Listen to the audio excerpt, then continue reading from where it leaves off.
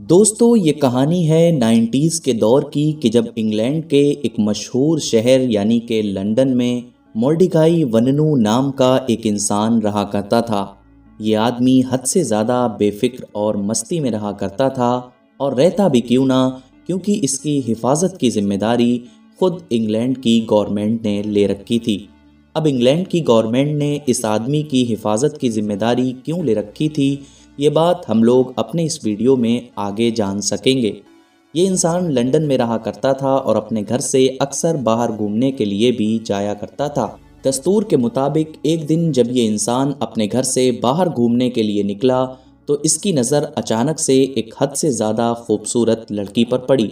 उस खूबसूरत लड़की ने वननू को देखकर एक छोटी सी और प्यारी सी इस्माइल दी और उसके बाद वो अचानक से वहाँ से गायब हो गई। मगर वो छोटी सी इस्माइल में ही वननू तो पूरी तरह से दीवाना हो गया था और अपनी नज़रों के ज़रिए हर तरफ उस लड़की को ढूंढने की कोशिश कर रहा था। धीरे धीरे वननू नाम के इस आदमी के साथ ये मामला हर दिन होने लगा। वो जब भी घूमने आता तो उस लड़की से उसकी नज़रें मिलती और वो खूबसूरत लड़की भी उसे इस्माइल देकर चली जाती या फिर उसको देखती रहती। एक दिन बड़ी हिम्मत करने के बाद आखिरकार वननू ने उस लड़की से चाय के लिए पूछा, मगर वो लड़की कि जिसका नाम शिंडी था उसने वननू को इस ऑफ़र के लिए रिजेक्ट कर दिया।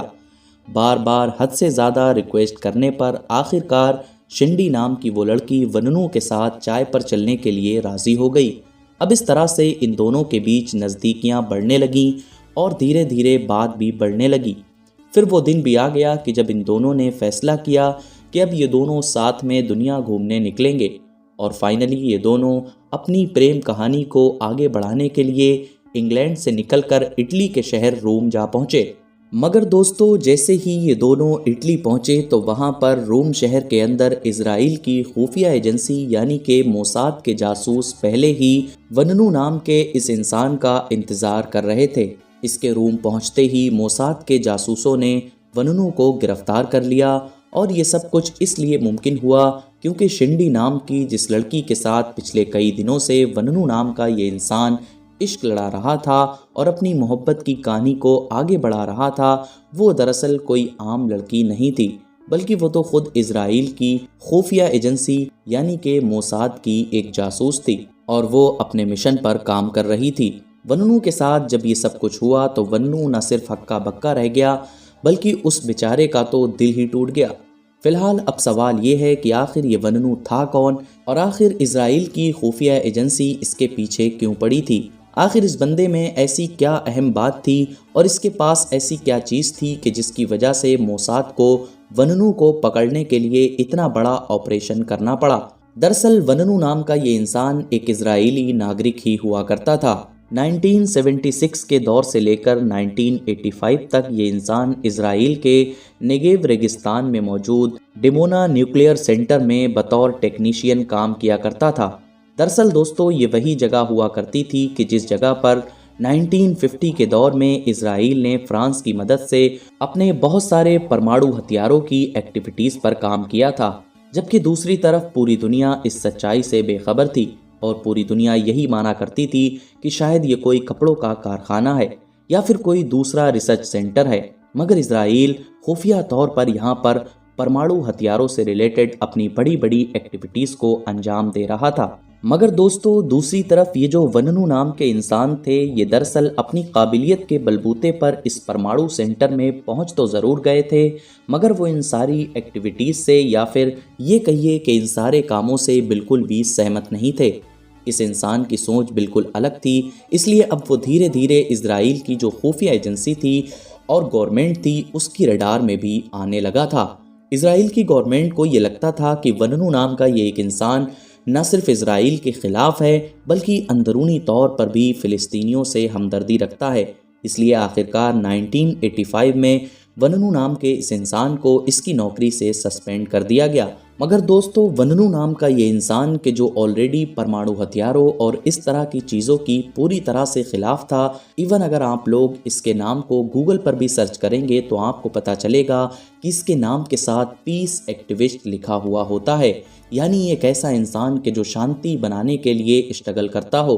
तो लिहाजा वननू ने अपनी नौकरी के चले जाने से पहले ही खुफिया तौर पर सेंटर के अंदर चल रही एक्टिविटीज़ की कुछ फ़ोटोज़ खींच ली थीं और उन फ़ोटोज़ को लेकर वो चुपके से इजराइल छोड़कर विदेश में निकल आया। वननू इजराइल छोड़कर सबसे पहले तो ऑस्ट्रेलिया पहुंचा, जहां पर उन्होंने अपनी ज़िंदगी का कुछ वक्त गुजारा और वहीं पर ही उन्होंने अपने पुराने धर्म यहूदियत को छोड़कर ईसाई धर्म को अपना लिया। इसके बाद ऑस्ट्रेलिया से वो लंदन पहुंचे, जहां पर संडे टाइम्स के एक मशहूर पत्रकार पीटर से उनकी मुलाकात हुई और पीटर के साथ उसने उन लगभग 60 खुफिया तस्वीरों को शेयर किया कि जो उसने इजराइल के परमाणु सेंटर से खींची थी। दूसरी तरफ संडे टाइम्स ने भी देर ना करते हुए इन सारी तस्वीरों को और इस पूरी खबर को अपने अखबार में छाप दिया। जैसे ही संडे टाइम्स में ये खबर छपी, पूरी दुनिया में भूचाल आ गया, क्योंकि अमेरिका की खुफिया एजेंसी यानी CIA के जो अपने आप को दुनिया की सबसे बेस्ट एजेंसी मानती है, उसको भी यही लगता था कि इजराइल के पास 10 से 15 परमाणु हथियार हैं। मगर वननू ने जिस तरह की चीज़ें सामने लाकर रखी थीं और जो दावे किए थे, उसके मुताबिक तो इजराइल के पास 150 से 200 परमाणु हथियार थे। संडे टाइम्स की इस खबर की वजह से इजराइल की अब पूरी दुनिया में पोल खुल चुकी थी। अमेरिका जैसा देश के जो हमेशा से ही इजराइल को अपना छोटा भाई माना करता था, वो भी इस बात से हक्का बक्का रह गया था और साथ ही नाराज़ भी था कि इजराइल हमको भी धोखा दे रहा था। इसलिए अब हालात को देखते हुए इजराइल भी चौकन्ना हो गया था और उसने फ़ौरन अपनी खुफिया एजेंसी यानी मोसाद को काम पर लगा दिया और उसको ये जिम्मेदारी सौंपी कि किसी भी तरह से वननू को इजराइल वापस लाया जाए, और वो भी बग़ैर किसी ज़बरदस्ती के और बग़ैर किसी खबर में आए। वो इसलिए क्योंकि वननू लंदन में रह रहा था और इंग्लैंड के साथ यानी UK के साथ इजराइल के रिश्ते हमेशा से ही अच्छे रहते हैं। वो चाहकर भी उससे दुश्मनी नहीं ले सकता था। इसके अलावा अब वननू ऑलरेडी एक ऐसा इंसान भी बन चुका था कि जिसने इजराइल की पोल खोली थी, तो अब वो लोग उसको कत्ल भी नहीं कर सकते थे। तो अब वननू को किसी भी तरह से इस तरह पकड़ना था कि किसी को कुछ भी कानो कान खबर ना हो और ना ही कोई ज़बरदस्ती दिखाई दे। लिहाजा इसीलिए इजराइल की खुफिया एजेंसी मोसाद ने एक खूबसूरत लड़की का इस्तेमाल किया और ये प्लान बनाया कि वो लड़की सबसे पहले तो उसको अपने प्यार के जाल में फंसाए और उसके बाद वो उसको इंग्लैंड से सीधा इटली लेकर आए, वो भी इंग्लैंड की गवर्नमेंट को पता लगे बिना। और बिल्कुल ये योजना उसकी सफल हुई और वननू उस खूबसूरत लड़की के जाल में फंस गया और उसके कहने पर इटली आ गया और इस तरह से वननू को पकड़ने में मोसाद कामयाब हो गई। दूसरी तरफ जब लंदन में वननू के गायब होने की खबर फैली तो हर तरफ उसकी तलाशी शुरू हो गई और आखिरकार 3 से 4 हफ्ते के बाद न्यूज़वीक ने यह खबर छापी कि दरअसल वननू कहीं गायब नहीं हुआ है, बल्कि वो तो इजराइल में है, जिसको एक लड़की की मदद से मोसाद के जासूसों ने किडनैप किया है। फिलहाल दोस्तों, वननू को इजराइल में 18 साल की जेल की सज़ा सुनाई गई थी, जिसमें से 13 साल लगभग उन्होंने जेल में गुजारे थे। सन 2004 में वननू को रिहा कर दिया गया था, मगर हाँ, वननू ने अपनी पूरी ज़िंदगी में ये सोच कर ज़रूर अफसोस किया होगा कि आखिर वो एक लड़की के जाल में कैसे फंस गया था। एक ऐसी लड़की कि जिसकी वजह से उसको अपनी ज़िंदगी का काफ़ी हिस्सा जेल में गुजारना पड़ा। इसी के साथ हम अपनी इस वीडियो को ख़त्म करते हैं। अगर आपको ये वीडियो पसंद आया हो तो लाइक करें, शेयर करें और हमारे इस चैनल को सब्सक्राइब करें।